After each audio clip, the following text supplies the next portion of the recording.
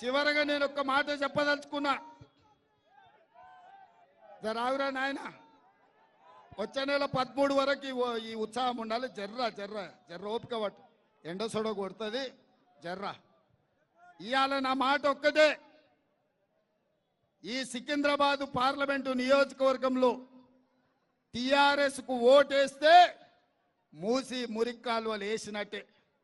ఇవాళ బీజేపీని ఓడగొట్టాలి అనంటే దానం నాగేందర్ కు ఓటెయ్యాలి. హైదరాబాదు నగరం అభివృద్ధి చెందాలి అనంటే దానం గెలవాలి. బస్తీల పేదోళ్లకు సంక్షేమ పథకం చేరాలి అంటే దానం నాగేందర్ గెలవాలి. రాష్ట్ర ముఖ్యమంత్రిగా ఈ నగరానికి అన్ని చేయడానికి నేను సిద్ధంగా ఉన్నా. ఒక పక్కన మా యువ మిత్రుడు అనిల్ కుమార్ యాదవ్ను ఢిల్లీలో రాహుల్ గాంధీతో మాట్లాడి సోనియమ్మను ఒప్పించి మెప్పించి రాజ్యసభ సభ్యుని చేసిన ఇవాళ ఈ నగరం నుంచి ప్రాతినిధ్యం ఉండాలని. ఇప్పుడు లోక్సభ సభ్యుడిగా దానం నాగేందర్ను గెలిపిస్తే అనిల్ కుమార్ యాదవ్, దానం నాగేందర్ ఈ నగరానికి జోడెద్దులాగా ఉండి నాకు అండగా నిలబడి కుడి భుజం ఎడం భుజంగా ఈ నగరాన్ని అభివృద్ధి చేసే బాధ్యత మేము తీసుకుంటాం. ఇక బీజేపీ వాళ్ళు అన్నీ అయిపోయినాయి. 10 ఏళ్ళు మోడీ పేదోళ్లకు ప్రతి సంవత్సరం 2 కోట్ల ఉద్యోగాలు ఇస్తా అన్నాడు. 20 కోట్ల ఉద్యోగాలు ఇవ్వాలి, ఒక్క ఉద్యోగం ఇవ్వలే. దాని జోలి చెప్పే పరిస్థితి లేదు. రైతుల ఆదాయం 2 చేస్తా అన్నాడు. కానీ ధర్నా చేసిన రైతులను ఢిల్లీలో పిట్టలు కాల్చినట్టు కాల్చి చంపిండు. ఇదే కాకుండా స్విస్ బ్యాంకులో లక్షల కోట్లు ఉన్నాయి, అవి తెచ్చి పేదోళ్ళ ఖాతాలు వేస్తా అన్నాడు. అవి కూడా ఒక్క రూపాయలే. ఎవరికైనా మీకు 15 లక్షలు వేసిండా మోడీ? వేసిండా? ప్రధానమంత్రి మన ఇల్లు ఇచ్చిండా? ఏమైనా ఉద్యోగాలు ఇచ్చిండా? మనకేమన్నా నిధులు ఇచ్చిండా? మన సికింద్రాబాద్ మునిగిపోతే మనకేమన్నా సాయం చేసిండా? మన తెలంగాణ ఏర్పడితే కూడా ఓర్వలేక తలుపులు మూసి సోనియమ్మ తెలంగాణ ఎట్లిస్తుంది, తల్లిని చంపి బిడ్డని ఎట్లా బతికిస్తారని తెలంగాణను కూడా మోడీ అవమానించిండు. ఇవన్నీ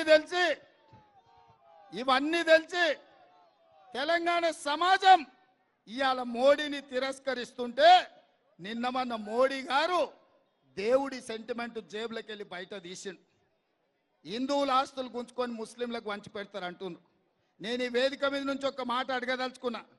తండ్రి ఆస్తి కొడుకుకి ఇవ్వాలంటేనే విరాసత్ చేయాలి. అంజన్ కుమార్ యాదవ్ ఉన్నదేమన్నా అనిల్కి ఇవ్వాలంటే కూడా విరాసత్ చేయాలి. అన్నది తమ్మునికి వంచాలంటే పంచినాక సబ్ రిజిస్ట్రార్లో పోయి రిజిస్ట్రేషన్ చేయాలి. ఒక రాష్ట్రం ఇంకోరు గుంజుకొని పంచే పరిస్థితి ఉంటుందా? రాజ్యాంగం మీద ఒట్టేసిన ప్రధానమంత్రి ఇంత పచ్చ అబద్ధాలు మాట్లాడితే మంచిదా? మిత్రులారా, మీరు ఒక్కసారి ఆలోచన చేయండి. మనమందరం శ్రీరామనవమి చేయలేదా? నిన్న హనుమాన్ జయంతి చేయలేదా? మనం రోజు గుడికి పోతే మొక్తలేమా? మా ముస్లిం సోదరులు మక్కా మసీదులో నమాజ్ చేస్తలేరా? మా క్రిస్టియన్ సోదరులు మెదక్ పోయి చర్చిలో ప్రార్థనలు చేస్తలేరా? మా సిక్కు సోదరులు అమృత్సర్ పోయి గోల్డెన్ టెంపుల్లో పాల్గొంటలేరా? ఎవరి నమ్మకం ఎవరి విశ్వాసం వాళ్ళది. కానీ ప్రధానమంత్రి ఈ రకంగా మాట్లాడు మంచిదా అని నేను అడుగుతున్నా. అందుకే మిత్రులారా, దేవుడు గుడిలో ఉండాలి, భక్తి గుండెల్లో ఉండాలి. దేవుడు చెప్పండి, దేవుడు ఏడు ఉండాలి?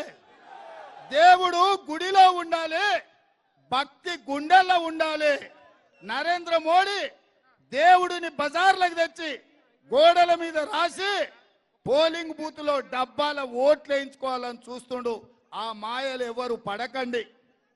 ఎన్నో ఏండ్ల నుంచి, వందల సంవత్సరాల నుంచి నిజాం సర్కార్ నుంచి ఈ ప్రాంతంలో మత సామరస్యం ఉంది. హైదరాబాదు నగరం అభివృద్ధి చెందాలంటే మత సామరస్యం కాపాడాలి. బీజేపీ వాళ్ళు మత చిత్తు పెట్టి ఎన్నికల్లో నెగ్గాలన్న ఆలోచన చేస్తున్నారు. బీజేపీని ఓడగొట్టడం ద్వారా సెక్యులర్ ప్రభుత్వాన్ని తెలంగాణ రాష్ట్రంలో తెచ్చుకోవాలి. తెలంగాణ రాష్ట్రాన్ని అభివృద్ధి చెయ్యాలి. నేను మరి మిమ్మల్ని అందరిని అడుగుతున్నా, ఎండకింత సేపు ఉన్నారు, దానం నాగేందర్ను ఎంత మెజార్టీతో గెలిపిస్తారు? లక్షనా? లక్ష ఖాయం కదా? జై కాంగ్రెస్! ఢిల్లీకి వినిపించాలి, జై కాంగ్రెస్!